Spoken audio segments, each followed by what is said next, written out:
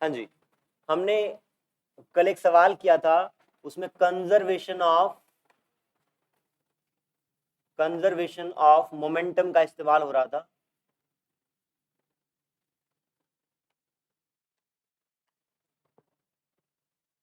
Conservation of momentum का basic principle क्या है, कौन बताएगा? छवि बताएगी। कंजर्वेशन ऑफ मोमेंटम का बेसिक प्रिंसिपल क्या है, हमने क्या डिस्कस किया था कल?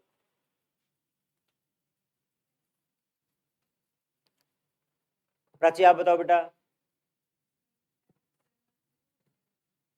आगे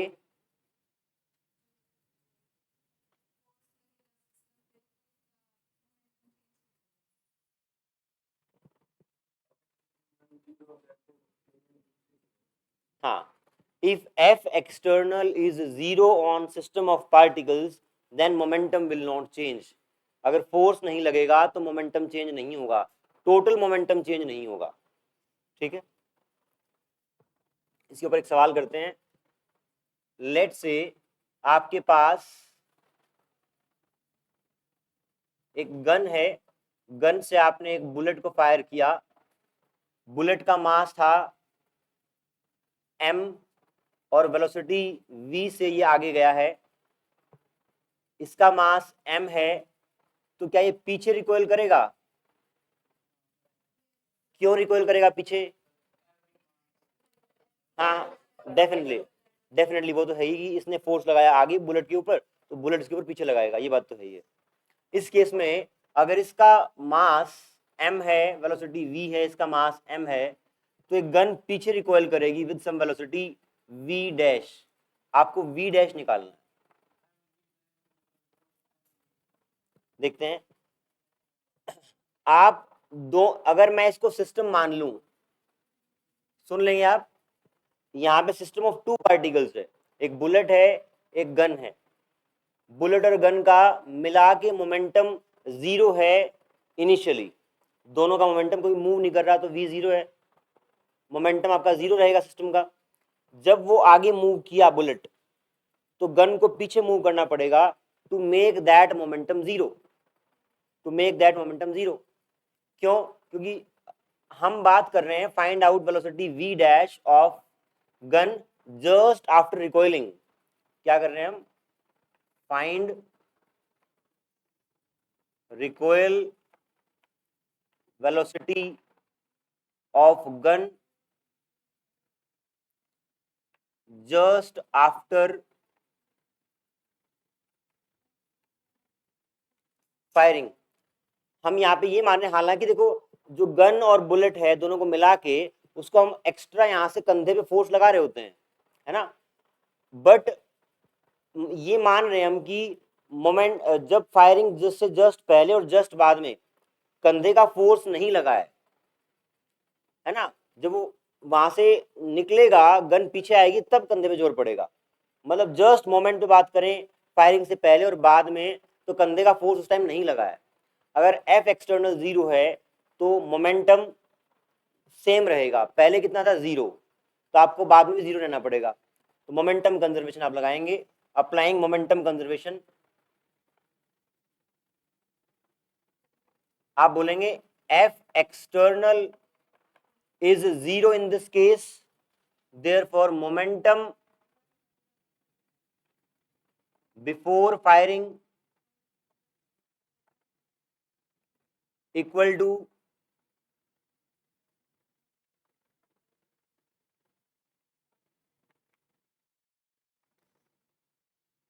जस्ट आफ्टर फायरिंग। यहां पे मोमेंटम इंडिविजुअली आप देख लो, momentum of gun is zero,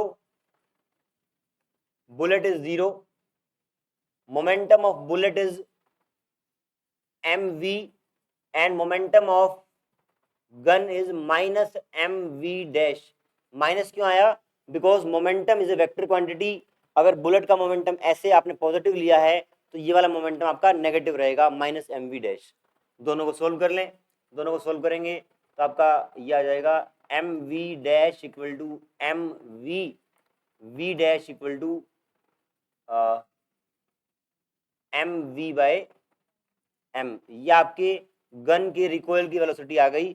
इसी को आप मैथमेटिकल उसमें करना चाहो वैल्यूज में, तो आप सवाल को चेंज कर लें कि mass of bullet is let's say 20 gram, mass of gun is 2 kg, velocity of bullet is 100 meter per second, find out velocity of recoil velocity of gun current right. ये लिख लें पहले और फिर इसके ऊपर बेस्ड ये न्यूमेरिकल प्रॉब्लम सोल्व कर।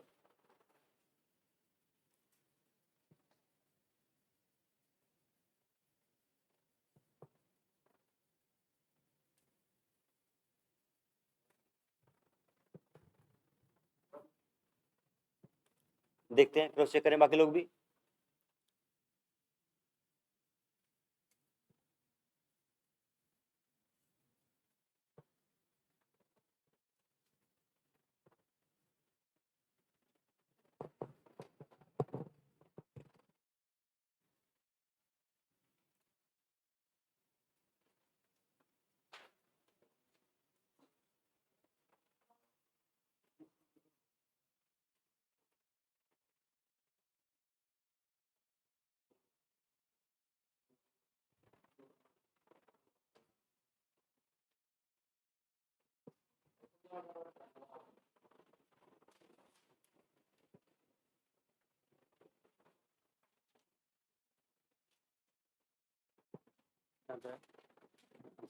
आंसर 1।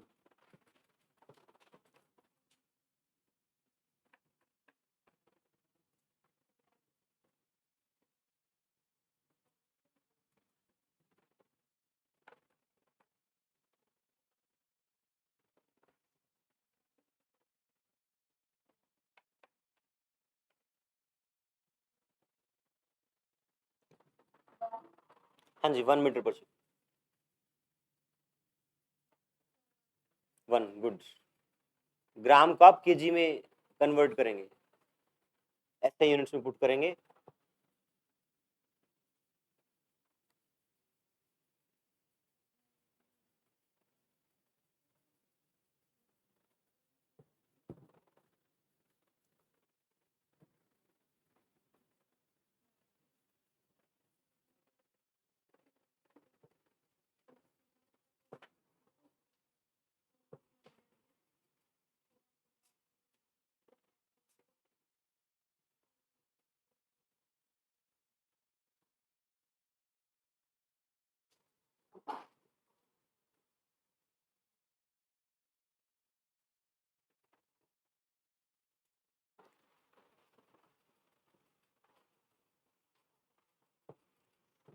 डन।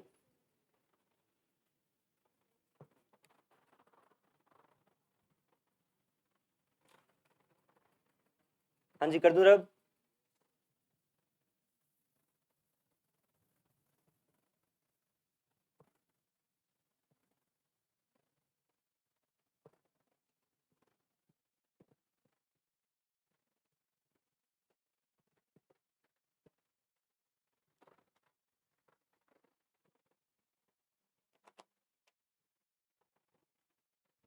एक और क्वेश्चन फॉर्म में ही करेंगे। एक सीलिंग से एक रस्सी से बंधा हुआ m मास का ब्लॉक लटका हुआ है और यहाँ पे एक बुलेट आ रही है m मास की v वेलोसिटी की, जो इसमें टकरा के इसके अंदर घुस जाती है, इसके अंदर मतलब बाहर आर पार नहीं निकलती, इसके अंदर ही रहती है। तो आप ये बताएं, अगर बुलेट टकराएगी तो क्या इसको मोशन प्रोवाइड करेगी? तो ब्लॉक आपका ऊपर तक जाएगा, यहाँ तक कहीं जाएगा, और फिर उसके अंदर यहाँ पे ये वाला एम भी रहेगा और दूसरे वाला बुलेट भी उसके अंदर ही रहेगा। ये पूछा है कि कितनी हाइट तक जाएगा ये। मान लो कि ये आपकी वो था बेसिक लेवल और यहाँ तक वो उठा है, तो किस हाइट तक ऊपर उठेगा ये आपको निकालना है। सवाल क्या है, एक कैपिटल एम मास का ब्लॉक रेस्ट कर रहा है, एक स्मॉल एम मास की और वी वेलोसिटी की बुलेट इसके अंदर स्ट्राइक करती है, उसके बाद वो मोशन में आता है और ऊपर तक जाता है।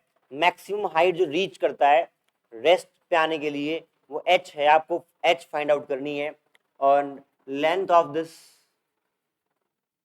Is L, current, right.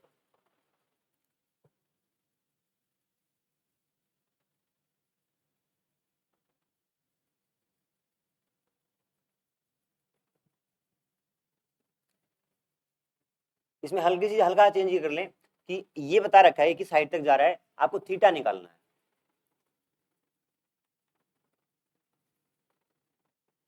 M V L capital M और H, M V capital M L और एच, ये पांचों पैरामीटर्स आपको गिवन हैं, you have to calculate theta.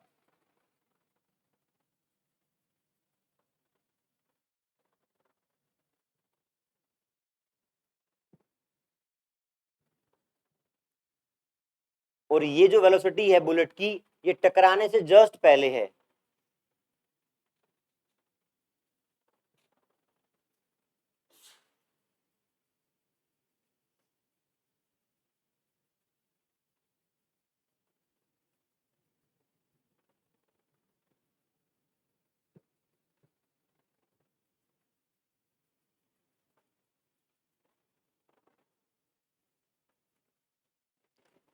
कैसे अप्रोच करेंगे, देखें एक बार, बहुत बढ़िया सवाल है। आप ये बताएं, यहां पे दो मोमेंट्स आपको कंसिडर करने हैं। पहला, बुलेट जस्ट इस कोलिजन से पहले, उसके अंदर एंटर नहीं की है, उससे जस्ट पहले, और एंटर करने के जस्ट बाद, दो मोमेंट आपके। उस छोटे से टाइम इंटरवल में जब बुलेट टकराने से जस्ट पहले और जस्ट बाद, उस दौरान आप ये बताएं इस सिस्टम के ऊपर, छोटे वाले एम और बड़े वाले एम के ऊपर कोई एक्सटर्नल फोर्स लग रहा है क्या? जब टकराने से जस्ट पहले और जस्ट बाद का जो मैंने टाइम इंटरवल लिया है बहुत छोटा सा, उस दौरान कोई एक्सटर्नल फोर्स लग रहा है क्या? ग्रेविटी लग रही है, टेंशन लग रही है, ठीक है। तो मोमेंटम कंजर्व नहीं कर सकते इसका मतलब, क्योंकि एफ एक्सटर्नल लग रहा है। अब बहुत ध्यान से सुनेंगे, टेंशन भी वर्टिकल डायरेक्शन में है और mg भी वर्टिकल डायरेक्शन में है। क्या हॉरिजॉन्टल डायरेक्शन में कोई फोर्स है? नहीं है। आपने ध्यान हो तो उसमें किया था हमने, प्रोजेक्टाइल मोशन में, प्रोजेक्टाइल मोशन में आपका जो हॉरिजॉन्टल कंपोनेंट ऑफ वेलोसिटी है वो नहीं बदलता। क्यों? क्योंकि हॉरिजॉन्टल डायरेक्शन में कोई फोर्स नहीं लगती। इस छोटे से टाइम इंटरवल के दौरान जब टेंशन ऐसे है और mg ऐसे है, there is no force acting horizontally. If no force is acting horizontally, then momentum can be conserved in horizontal direction. आप पहला पॉइंट लिख लें।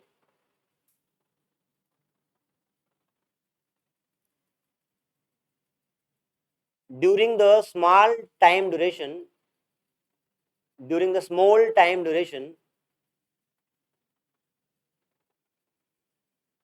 during the small time duration just before collision and after collision,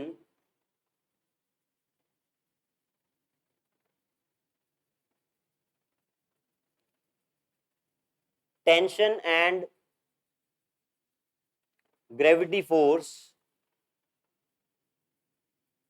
acting in vertical direction, tension and gravity forces are acting in vertical direction and no force is there in horizontal direction, and no force is there in horizontal direction. Therefore, momentum can be conserved. Therefore, momentum can be conserved in horizontal direction.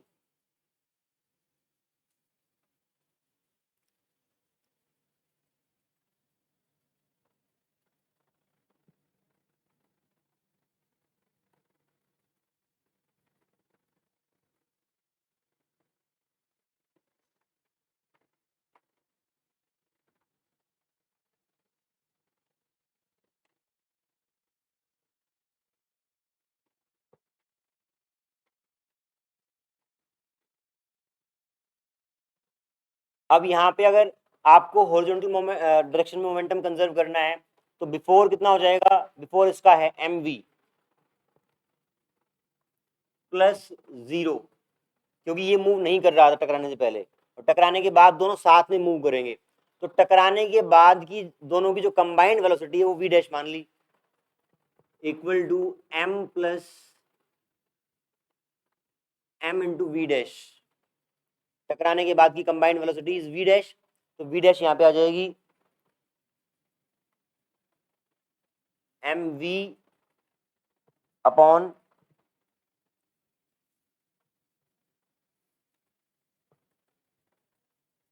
m plus m। आपने momentum conservation की equation लगा के टकराने के just बाद की combined velocity निकाल ली। अब निकालना क्या है कि किस एंगल तक ये ऊपर उठेगा, हाइट दे रखी है h।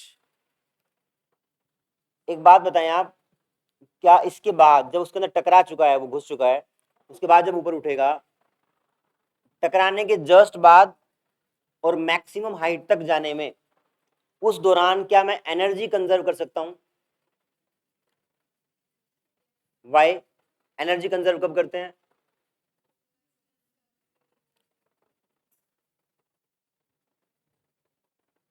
एनर्जी कंजर्व पूछिए, मोमेंटम कंजर्व नहीं पूछा। हाँ, सिर्फ और सिर्फ जब कंजर्वेटिव फोर्स एक्ट कर रहा हो तब आप एनर्जी कंजर्वेशन लगा सकते हैं, बेसिक सी बात है। टकराने के बाद जो इसके अंदर दोनों कंबाइंड हो गए हैं और ऊपर मूव कर रहा है, तो कौन से फोर्स एक्ट कर रहे हैं? एक तो ग्रेविटी कंजर्वेटिव है, टेंशन फोर्स हमेशा परपेंडिकुलर लग रही है मोमेंट मोशन के, तो आपकी वो वर्क डन कर ही नहीं रही, तो वो भी कंजर्वेटिव की तरह बिहेव कर रही है। तो दोनों फोर्स कंजर्वेटिव हैं, therefore we can apply conservation of energy. ठीक है, तो आप बोलें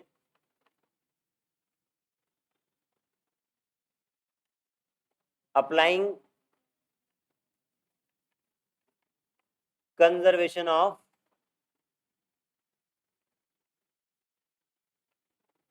एनर्जी। एनर्जी कंजर्वेशन कहां पे? Just after collision and at highest point. ये आपको बात लिखनी जरूरी है, जैसे ये भी आप लिखना चाहें अपने वर्ड्स में, तो जस्ट बिफोर कोलिजन है और जस्ट आफ्टर कोलिजन है, साथ में मेंशन कर लें। यहाँ पे energy just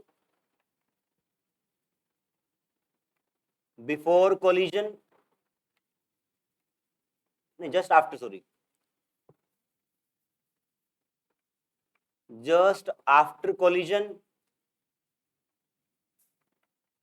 and at highest point. अब देखें आप, at this level kinetic energy कितनी होगी just after collision? Half m plus m, क्योंकि दोनों मास हैं अब, v डैश का स्क्वायर प्लस 0। 0 किस लिए? क्योंकि मैं यहां पर पोटेंशियल एनर्जी 0 मान रहा हूं, 0। हाईएस्ट पॉइंट पर काइनेटिक एनर्जी कितनी हो जाएगी? काइनेटिक एनर्जी 0, हाईएस्ट पॉइंट पर रेस्ट पे आ जाएगा 0, और potential energy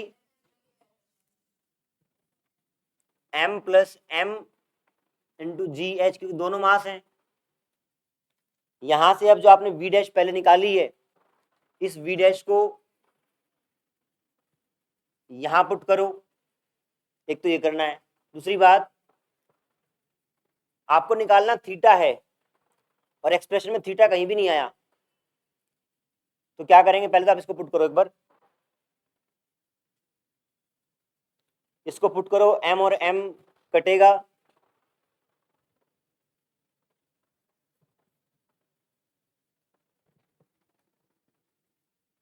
half m plus m v dash m square v square m plus m का होल स्क्वायर,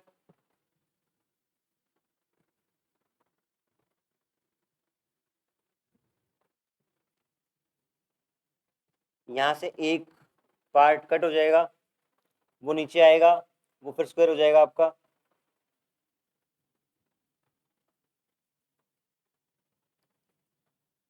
उसको फर्दर सोल्व करने के लिए आपको h को कन्वर्ट करना पड़ेगा इन टर्म्स ऑफ थीटा।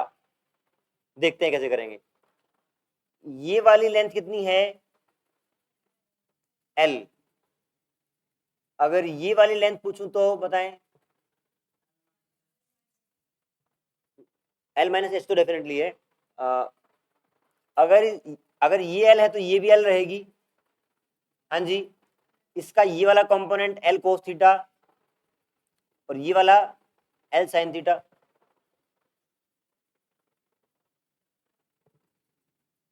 अगर इस लेंथ का आप ये वाला कंपोनेंट यूज करेंगे तो क्या आएगा, l साइन थीटा, और ये वाला कंपोनेंट यूज करेंगे तो l कोस थीटा। तो ये वाला कंपोनेंट आपका l कोस थीटा हो गया। अब आप देखें, ये l है, हाँ ये l कोस थीटा ही हुआ ना, हाँ ये l है और ये l कोस थीटा है। तो इसमें से ये घटा दूं तो h आ जाएगा। इस पूरे में से अगर ये घटा दें तो h आ जाएगा। तो h is basically l minus l cos theta, l common आ जाएगा, 1 माइनस कोस थीटा। अब जहां पे आपके एक्सप्रेशन में h आ रहा है वहां पे आप ये पुट कर दें, फिर आपका थीटा निकल आएगा। Correct right.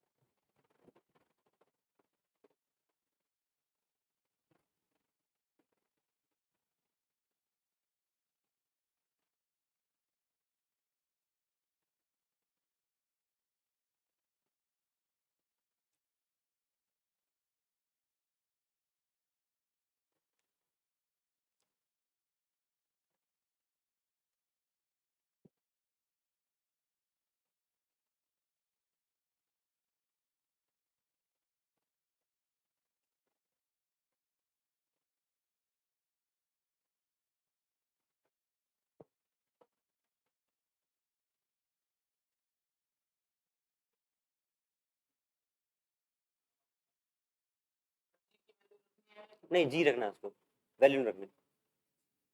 हाँ जी, नहीं h की वो रखनी है, वो वाली l into 1 minus cos theta, तभी तो थीटा निकलेगा।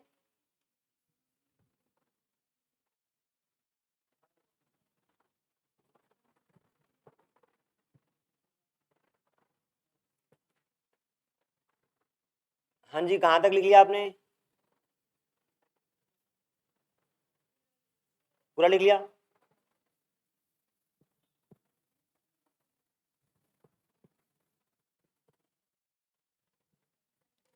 देखिए आप वहां से आपका आ गया था ये half m square v square upon m plus का होल स्क्वायर, वहां से एक और m आ गया था। एक नीचे 2g कर दें, यहाँ पे g भी है। ये आपका h आ गया।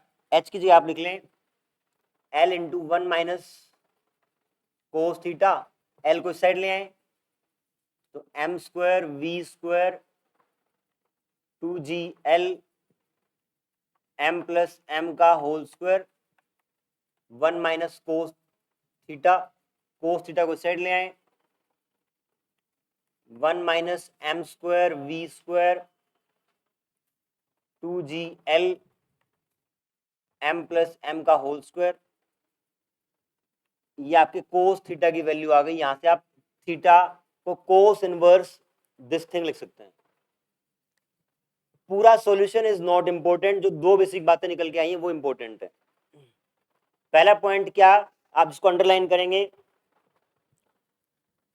जस्ट बिफोर और जस्ट आफ्टर हमने मोमेंटम कंजर्व क्यों किया, क्योंकि there is no force acting in horizontal direction.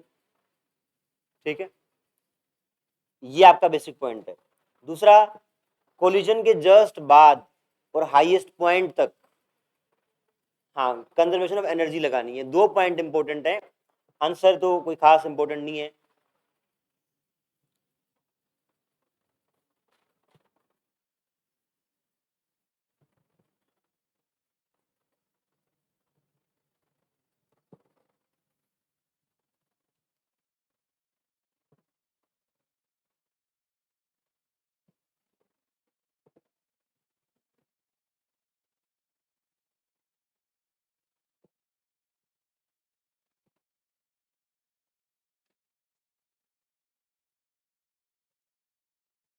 लिख लिया ये?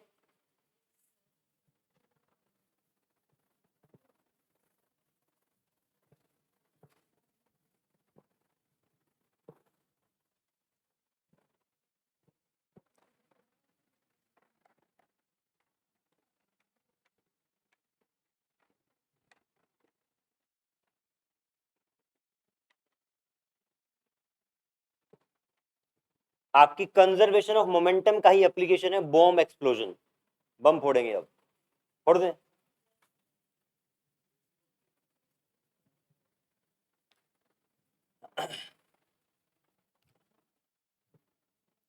एक बात बताएं सबसे पहले, आप यहां से आपने एक बॉम्ब फेंका with velocity v at angle theta, projectile बना के।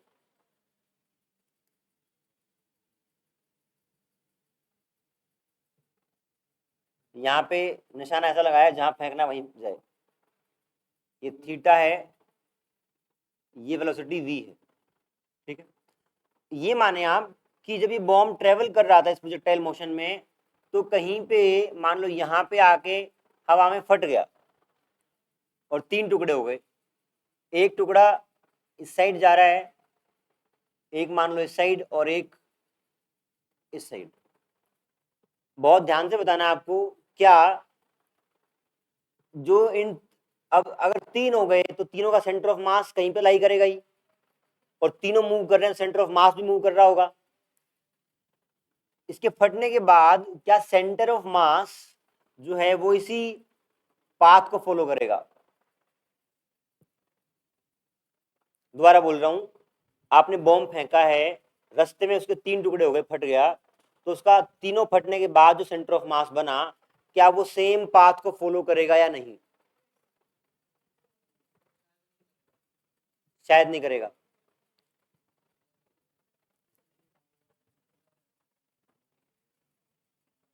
अच्छा आप ये बताएं, आप ये बताएं, फटने से पहले इसके ऊपर एक्सेलरेशन इसकी कितनी थी? फटने से पहले इसकी एक्सेलरेशन कितनी थी, magnitude wise and direction wise also? बताएं कितनी थी, पूछ रहा हूं। फटने से पहले नेगेटिव मतलब नीचे की तरफ जी थी ना। आप तक जब जब तक नहीं फटा है तो एक ही फोर्स लग रहा है ग्रेविटी का नीचे की तरफ, तो आपकी एक्सेलरेशन नीचे की तरफ है जी। फटने के बाद आपकी एक्सटर्नल फोर्स कौन सी है? ग्रेविटी है ना। जो आपस में फटा है वो तो इंटरनल इंटरनल फोर्स है, एक्सटर्नल फोर्स अभी भी सेम है। अगर एक्सटर्नल फोर्स सेम है तो आपका सेंटर ऑफ मास अलग पाथ पे क्यों जाएगा? या फिर आप देखें, आपको ध्यान हो, acceleration of centre of mass is m1a1 plus a2 plus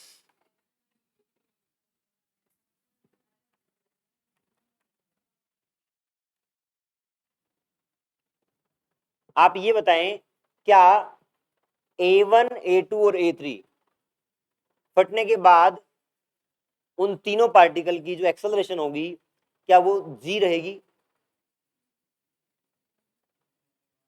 फटने के बाद क्या तीनों पार्टिकल की एक्सेलरेशन जी ही रहेगी? क्योंकि फट चुका है और फटने के बाद फिर से वो ग्रेविटी के इन्फ्लुएंस में गिर रहा है, ठीक है, तो तीनों की जी होगी। तो आप a1 a2 a3 को क्या लिखेंगे? जी लिखेंगे। तो आपका जी कॉमन आ जाएगा, यहाँ पे क्या आ जाएगा? m1 प्लस m2 प्लस, और नीचे भी यही आएगा, वो कटेगा और जी कॉमन आ जाएगा। तो acceleration of centre of mass is same now also, अभी भी सेम है। तो यहाँ पे इन तीनों का सेंटर ऑफ मास उसी पाथ को फॉलो करेगा, क्योंकि F external is same. F external पहले भी ग्रेविटी का था, अब भी ग्रेविटी का है, तो आपकी एक्सेलरेशन भी सेम आ रही है, सब कुछ सेम आ रहा है, इसलिए वो, हालांकि तीनों पार्टिकल्स इस पाथ को फॉलो नहीं करेंगे। एक यहाँ से फटा है तो मान लो कि ऐसे जाके गिरेगा कहीं, तो ये ऐसे गिरेगा और ये कहीं तो ऐसे गिरेगा, बट उन तीनों का combined centre of mass will follow this path. आप इसको नोट डाउन करें और लिखें, पहले आप डायग्राम बनाएं।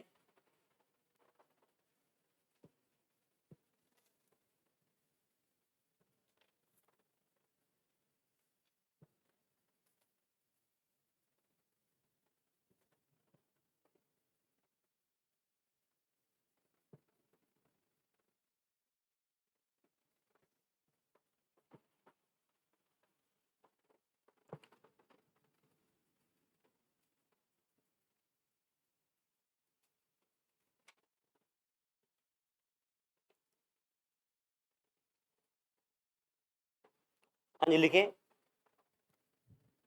if a bomb is thrown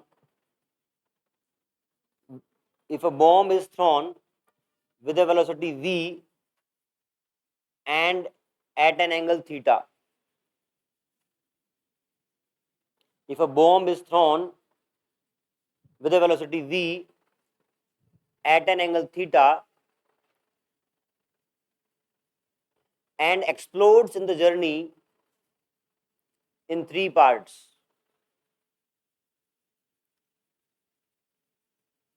explodes in three parts during the journey, ऐसा बोलते हैं, explodes in three parts during the journey, full stop. F external before and after explosion, F external before and after explosion is same,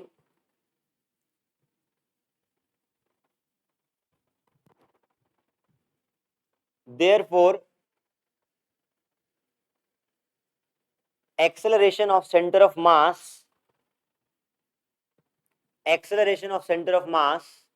is also same. Acceleration of center of mass is also same. Therefore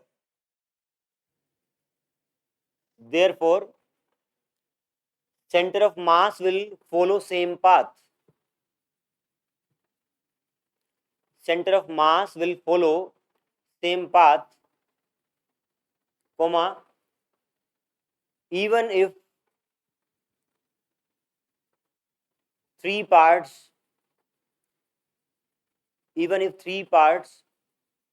do not follow same path.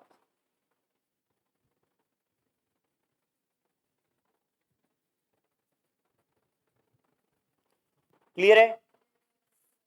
ठीक। अब यहाँ पे हालांकि थोड़ी सी और detail point है, वो आपको नोट करना तो कर लेना, जिसको समझ में आए समझ लेना, जिसको नहीं आए कोई दिक्कत नहीं।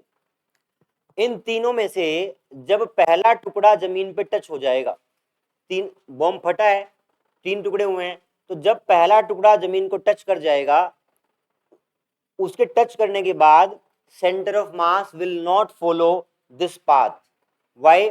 जो टुकड़ा धरती पे टकराएगा उसके ऊपर नॉर्मल रिएक्शन लगेगा, एक एक्स्ट्रा एक्सटर्नल फोर्स आ गया है, तो एक्स्ट्रा आ गया है तो आपका सेम पाथ फॉलो नहीं करेगा। आप चाहें तो लिख लें क्या,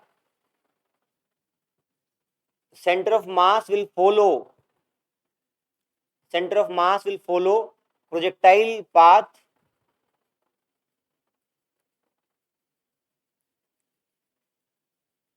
till the first part strikes the ground. Till the first part strikes the ground. पहला पार्ट स्ट्राइक ग्राउंड पे जब तक करेगा तब तक वो करेगा, उसके बाद नहीं करेगा, क्योंकि फिर आपका एफ एक्सटर्नल चेंज हो गया।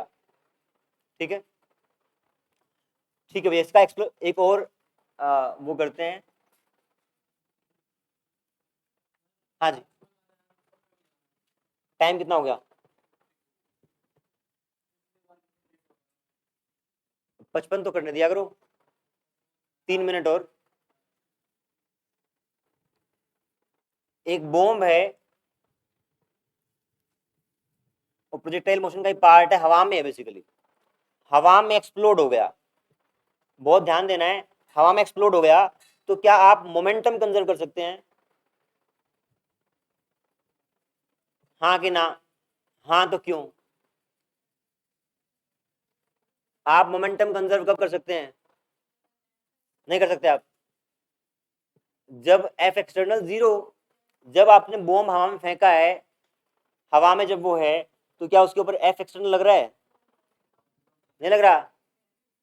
लग रहा है ग्रेविटी का यार, एफ एक्सटर्नल तो लग रहा है, बट आपको ध्यान हो चेंज इन मोमेंटम होता है delta P.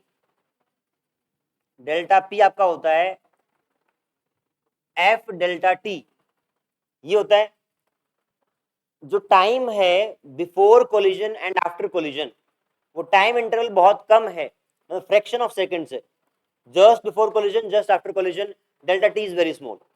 Due to this delta being very small, momentum change is very small or we can consider almost zero. Are you getting? अगर आप बहुत एग्जैक्ट फॉर्म में करेंगे तो यहां पर एफ एक्सटर्नल लग रहा है, मोमेंटम कंजर्वेशन नहीं लग सकता, लेकिन अप्रोक्सीमेटली, क्योंकि आपका एक्सप्लोजन से जस्ट पहले और जस्ट बाद का time delta T is very small, therefore we can apply conservation of momentum. ठीक है, ये आप नोट कर लें और कल लिखवा दूंगा अगर आपको लिखना है तो, नहीं तो बट नोट कर लें। हाँ जी, बताऊंगा अभी। आपका क्या मन करता है? इतना ही करते हैं आज थ्योरी में तो।